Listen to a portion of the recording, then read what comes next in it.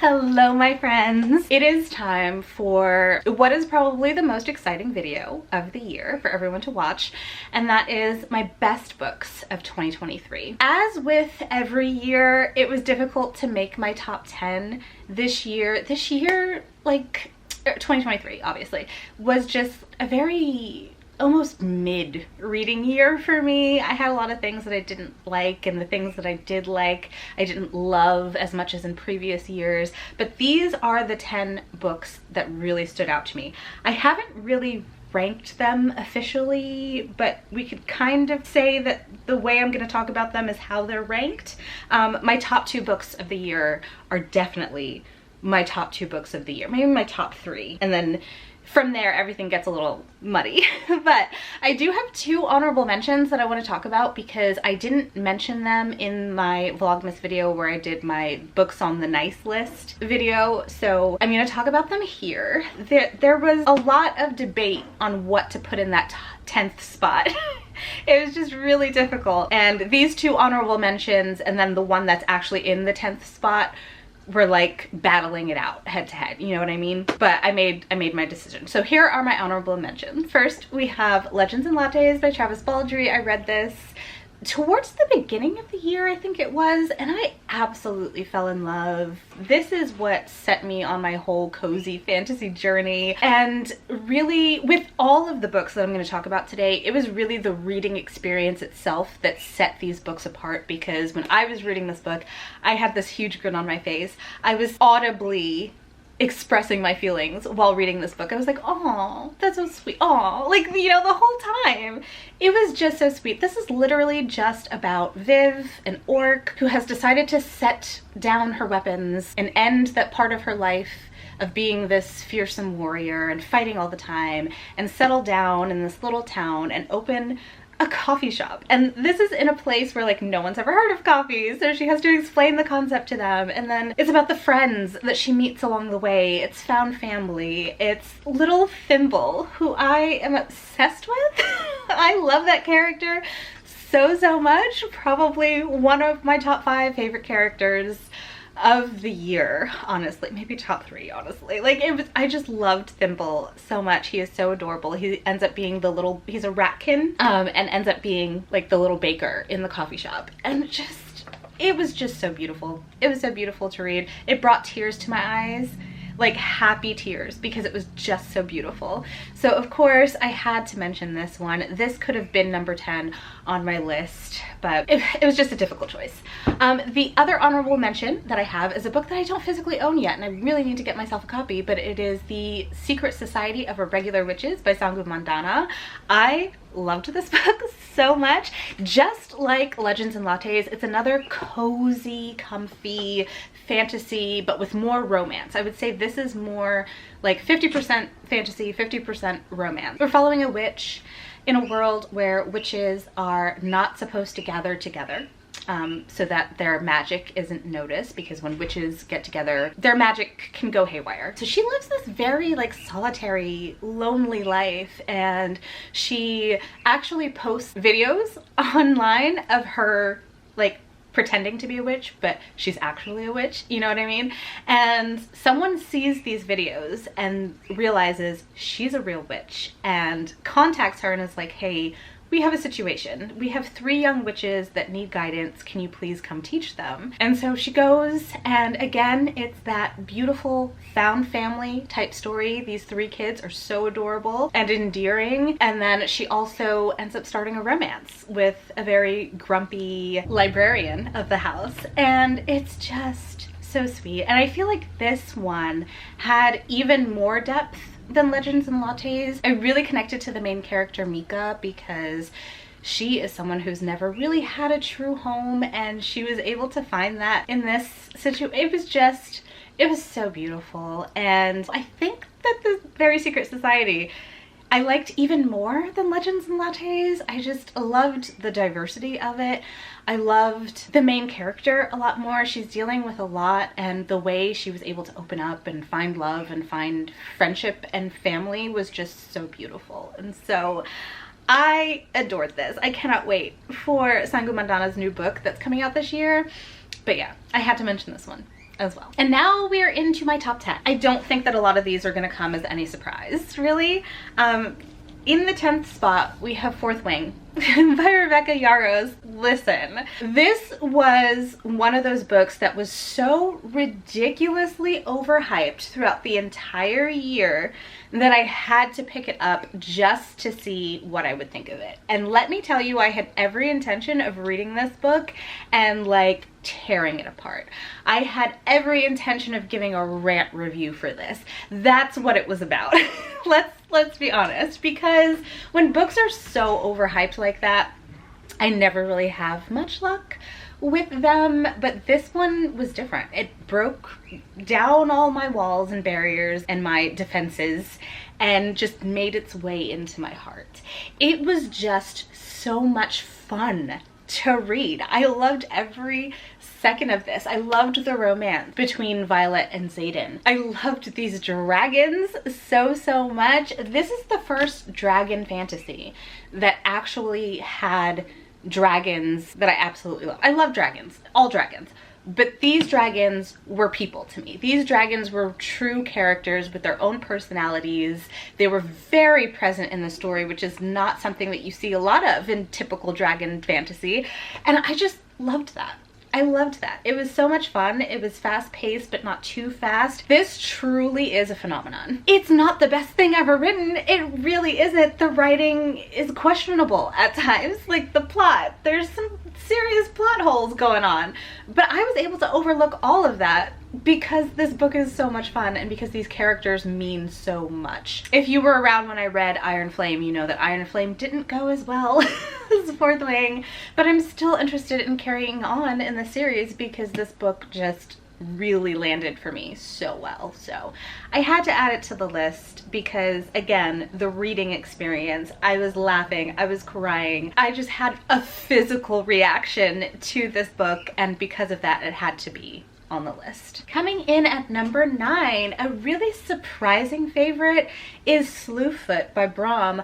I thought I was gonna love this, but I didn't expect for it to make it onto my top books of 2023. This is just the kind of thing that I love to read. In this, we are following Abatha, who lives in this like puritanical society, but she is someone who really does not fit in with, she's beyond her time. Okay, she is a woman who knows her own mind, who is very independent, who doesn't want to be submissive. And after losing her husband, she is now a woman alone in a very vulnerable position in her society, and ends up having this friendship, this encounter, I guess, with an ancient spirit that wakes in the wood called Slooh Foot. Some things end up happening to her, and it ends up becoming this like revenge tale, and it's just so good.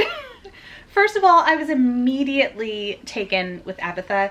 She is a character that you can't help but fall for. There were parts of this that were so incredibly hard to read because we have a witch trial that happens in here, and it was very detailed and it was a lot. And just reading that, knowing that women in history, in real life, have experienced horrors like this was so devastating. I was bawling during that whole time. But then when we get to the revenge of it all, it was just so satisfying to see everyone get theirs. That's all I'm gonna say. But I loved this, and now I want to read so much more from Brom and see what else he has to offer, because this is the kind of thing that I love the most. You guys know I love witches and I love stories about witches, and there's another witch book on this list. But this was one of the best ones that I read all year. In the 8th spot, we have The One for My Enemy by Olivia Blake.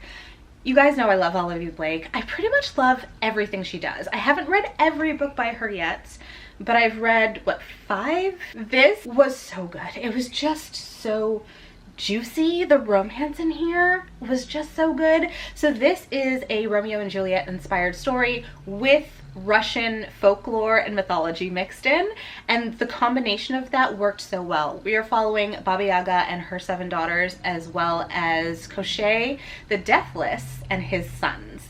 and the families have been at war for quite some time. They are true enemies, and this is a true enemies to lovers, but it's not even enemies to lovers. It's like, we're enemies and we always will be enemies, but we still love each other. And there's like two Romeo and Juliet type stories playing out in this at the same time. The way that Olivia Blake crafts characters is like, that is what she does best. Honestly, I love her characters. They immediately feel like real people. The way she introduces them on page is so seductive. Like, I don't know how else to put it. It's just like, you get one scene of this character being introduced for the first time, and it's like, you know them already. You know so much about them. These characters became so real to me. Really, like Sasha and Lev's relationship, their meet cute, the banter between them was just top notch. It was 10 out of freaking 10. I loved it so much. The romance between them was truly romantic, and the twists and turns and betrayals and drama, it was just so juicy. I loved it so much. This is probably my second favorite book from Olivia Blake that I have read so far, The Atlas 6 being the first. There were times where I was like crying uncontrollably because the tragedy of it all, but it was also just so beautiful. Okay, next we're going to talk about Vera Wong's Unsolicited Advice for Murderers by Jessie Cusatanto. I told you guys the moment I read this that it was going to be one of my top 10 books of the year. This is a cozy mystery by the same author who wrote Dial A for Aunties. And in this, we are following Vera Wong, who lives in Chinatown in San Francisco. She runs a tea shop, and she is, you know, an older woman with a grown son, ends up waking up one morning to a dead body on her tea room floor. And so of course she calls the cops, but she is not satisfied with the way the cops are handling the case. So she takes it upon herself to solve the murder. She is very much a meddling auntie. She gets into everybody's business and that is what she does while solving the murder. She gathers all of her suspects together so that she can figure out who done it. The most amazing thing happens because not only is this ridiculously hilarious and over the top and silly, but it also has so much heart and so much depth. We have this found family situation between Vera Wong and all of her suspects. Every person's life that she enters, they end up coming out better on the other side. She's very much blunt and in your face and will tell you how it is, but it's only to help you. It's only to make you grow. And the people that this little family, this beautiful little family that she creates, ends up completely enriching their lives because of Vera Wong's meddling. And it was such a beautiful thing to see. I loved the themes in here. There's like so much talk about loneliness. Vera Wong is really a lonely older lady, and getting to see her make that found family was just such a beautiful journey. I spent every moment, literally every moment of this book either laughing or crying. This pulled so many emotions out of me. I've talked about this so much this year, you guys. If you haven't picked it up yet, what are you doing? What are you doing? This is the ultimate cozy, heartfelt, hilarious murder mystery. Number 6, we have Hellbent by Leigh Bardugo. This book just really stuck with me this year. I read it, I think it was back in February, right? Is that when it came out? And it just never left my mind. Like, I was so impressed with the growth from book 1, Ninth House, to book 2, Hellbent. So Hellbent is the second book in a series. In the first book, Ninth House, we are following Alex Stern, who has the ability to see ghosts and is recruited by Yale University to become a member of Lethe House, which is someone who oversees the other secret societies, making sure that they keep their magic in check and don't do too much harm, basically. And the first book is kind of like this murder mystery, but there's so much else going on. Alex comes from a very difficult childhood and a very hard past. It is dark, it is gritty, and I loved Ninth House, I really did, but it wasn't 5 stars for me.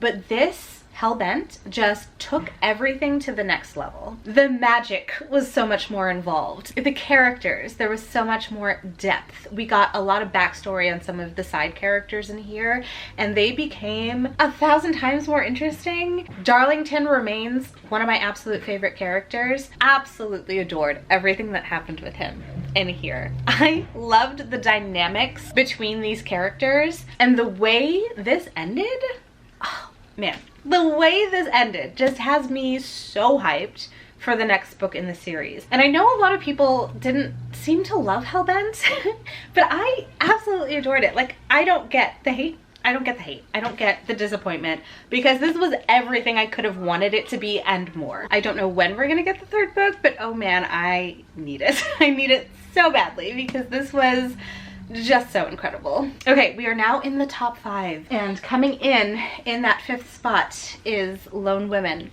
by Victor LaValle. This is another one that just stuck with me all year long. I read it earlier in the year and haven't been able to stop thinking about it. I think I read it in April. I love Victor LaValle's writing. I love his storytelling. The way he narrates a story, the way he builds tension in his horror, the way that seemingly mundane things can become so terrifying when you look at them through a diverse and unique lens. And I think that is what makes horror so good for me. It's those everyday horrors. The horrors of being a Black woman alone, the horrors of pregnancy and childbirth and motherhood, and it's just the way he writes these things really, really works for me. In this, we are following Adelaide Henry. This takes place in like the early 1900s, 1915. Adelaide Henry is running from her past. The only thing she has with her is a steamer trunk that must remain locked at all times, because when it opens, people disappear. That's all you can really say about this book without giving anything away. It's hard to talk about without spoilers, and it's hard to talk about the things that I loved the most about this without spoilers.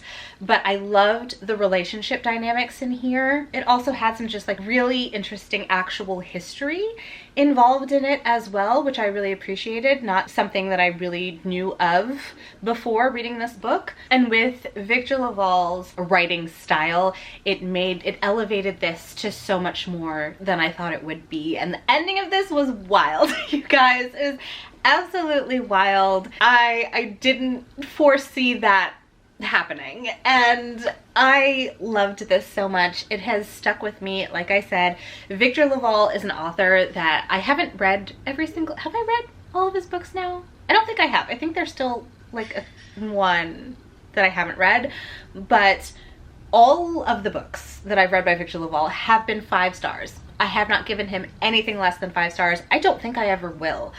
I cannot wait for the next Victor LaValle book. He always ends up pulling out so much emotion in me. All of his horror is emotional and deep, and I love his social commentary, and this was no different. This may not be my absolute favorite by Victor LaValle. I think that's still The Devil in Silver, but this was still absolutely amazing and one of the best books I read this year. Coming in at number 4, we have The Last Tale of the Flower Bride by Roshni Chokshi. This is another really surprising read for me, because I didn't know that Roshni Chokshi had this kind of writing and story in her, to be honest. Like, I read a YA by Roshni Chokshi, and I thought it was just fine. I thought it was just fine. I didn't, like, the writing didn't particularly stick out to me, the characters didn't stick out to me, but this was just such an elevation from that other book that I read that I couldn't believe this was the same author, honestly. In this, we are following a bridegroom who falls in love and marries this very wealthy heiress, and the two of them bond over their love of fairy tales. Indigo is her name. Indigo says that, yes, we can get married, but only if you never look into my past. You can only love the person that I am now and never ask questions about who I used to be. Of course he agrees, because he's madly in love with her, but of course he starts to get curious, and he eventually does look into her past. This has so many things that are things that I absolutely love. We have an almost sentient, like, haunted house situation going on with the House of Dreams. We have a complicated, toxic exploration of a female friendship. We have a beautiful romance. We have a twist that I did not see coming, honestly, all with beautiful lyrical purple prose. It's my ultimate book, honestly. Like, this is a gothic fairy tale-esque story, and it was everything that I've ever wanted. Like, reading this reminded me of reading like an Erin Morgenstern book or a Laini Taylor book. It's just so transportive. I felt completely sucked into the story. I loved following these characters. That we have like a couple, you know, 2 different timelines almost, and an unexpected perspective that is very fun and interesting to discover. It is incredibly atmospheric, and it was just one of those books that I started and then couldn't stop. Like, I started reading it and I couldn't put it down. Like, it was just, it consumed me. Like, the outside world didn't exist. And it's very rare. Like, even the books that I've mentioned so far, I could say a lot of them did really suck me into the story, but like, not like this. Like, literally nothing else mattered but reading this book and being in this story. And maybe this should be higher up on the list. Maybe it should. But I am so excited to reread this book many times over and build my love of it up even more and more. But it's just, this is very much a Laura book. Like, this is my style of book. This is made for me, honestly. If you want to know my personality, it's in this book. This is who I am. Number 3 on the list is The Once and Future Witches by Alex E. Harrow. For the longest time, this was my favorite book of the year. And it's so funny that it somehow made it to number 3, even though number 2 I read previously to this one. Again, mentioning Slooh Foot, this is like everything that I love in my witch stories, my witch fantasy. Okay, we are following 3 sisters, Juniper, Agnes, and Bella. These 3 sisters are witches. This is described as like women's suffrage meets the Salem witch trials, and that's basically what this is. We have a time where women are fighting for the vote, they're fighting for their rights, and it turns into witches fighting for their rights. And it's a beautiful thing seeing all of these women come together.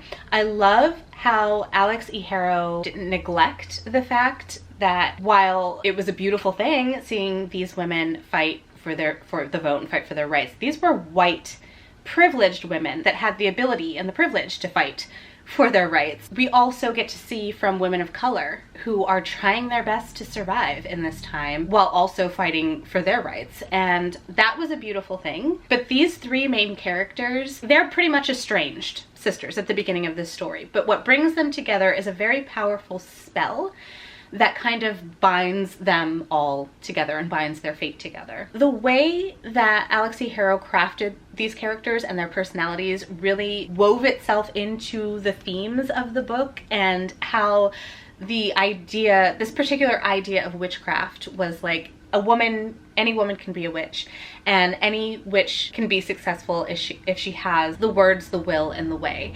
And our 3 characters represented those 3 ideals, and I really appreciated that. But instead of just them being archetypes of that, they actually felt like well-developed characters, real people. The atmosphere in here was absolutely incredible. I loved these main characters, especially Juniper. Juniper is carrying so much anger and rage, and the way she's able to funnel that anger and rage into positivity, into productivity, into power, chef's kiss. Like, so beautiful.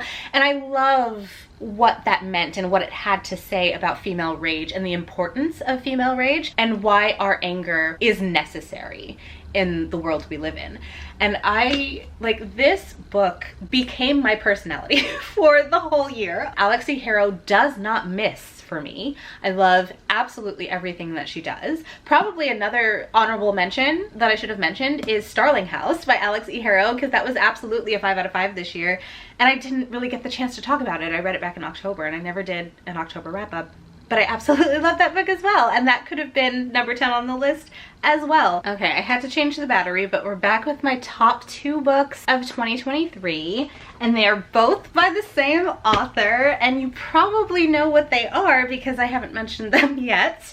But coming in at number 2, we have Trust of the Emerald Sea by Brandon Sanderson. Was so good. This is another cozy fantasy that is kind of based off of The Princess Bride, which was one of my favorite movies growing up, and reading this just brought like so much nostalgia and cozy comfort for me personally. Tress is such an interesting character. Like, when it comes to Brandon Sanderson, you know that the magic system and the worlds that he creates are so unique and so interesting to learn about, and it was no different with Tress. She comes from a world where the seas are like very deadly spores, so it's such like high stakes, but it also feels like so low stakes at the same time, because it's just this fun adventure, but you know that literally anything can go wrong at any time. Tress sets off from her tiny little island, all she's ever known,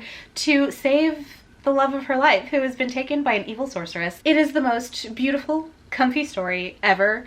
It is told, narrated by a very interesting character who is one of my favorites in the Cosmere, and it is just beautiful. Like, I don't even know what to say about it because I just loved everything about it so much. This is actually the very first book that I finished in the year of 2023, and till now, it has stuck with me. I cannot wait to reread this and re-experience it again. 2023 was amazing simply because of the year of Sanderson and all of the Sanderson books that I was able to read in 2023. It was funny, it was adventurous, it was exciting. I just loved it so much. And then we have my number 1 book of the year, and I told you it's by the same author, so you know it's gonna be another Secret Project book, and it is Yumi and the Nightmare Painter. Number 1 favorite book of 2023. As soon as I read it, I knew that nothing was ever gonna come close to making me feel the way Yumi made me feel this year. This is a romance.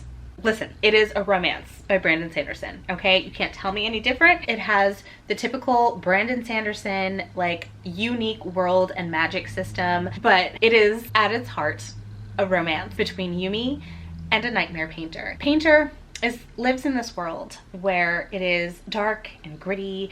It's kind of almost like this very modern city. The thing about it is that people's nightmares come to life in the form of nightmare beasts, and our main character Painter has to protect the people of the city from these nightmare beasts by painting.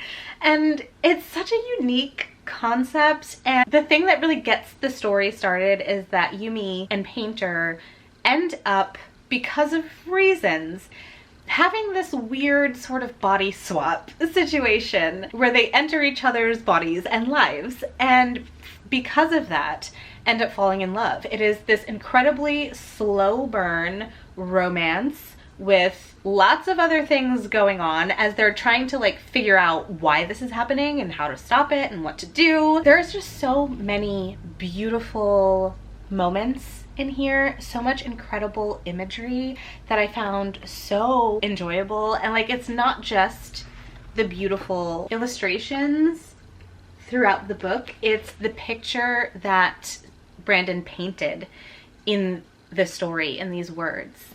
These two people mean so much to me. Painter is someone who is so, I'm gonna cry. I'm like literally tearing up thinking about this story, but Painter is someone who is very down on himself for something that happened in the past. He lives this very lonely, very solitary life because he kind of pushed away his friends for reasons, and by the end of the book, him like coming to terms with who he is and what happened and learning to let people in again. It was just such a beautiful journey, and oh my fucking god, why am I crying?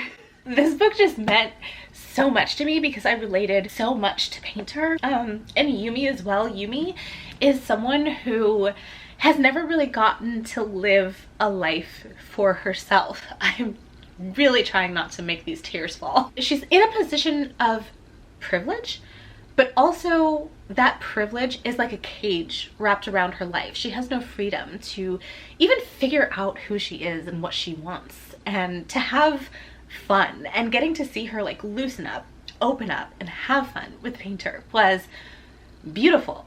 I did not mean to get this emotional while talking about my favorite book of the year, but obviously you can tell why it's my favorite book of the year if it's making me this emotional. Yes, this book made me cry, but it ended up just being the most beautiful story I read this year. I cannot wait to reread this over and over and over again. It's probably gonna be one of those books that I revisit every single year because that's how much I loved it. There you have it, my friends. Those are my top 10 plus some honorable mentions, books of 2023. Talk to me down in the comments. Let me know what you think.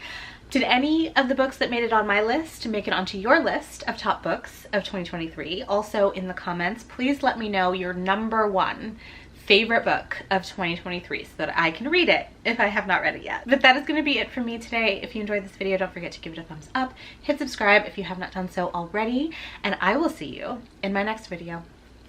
Bye guys.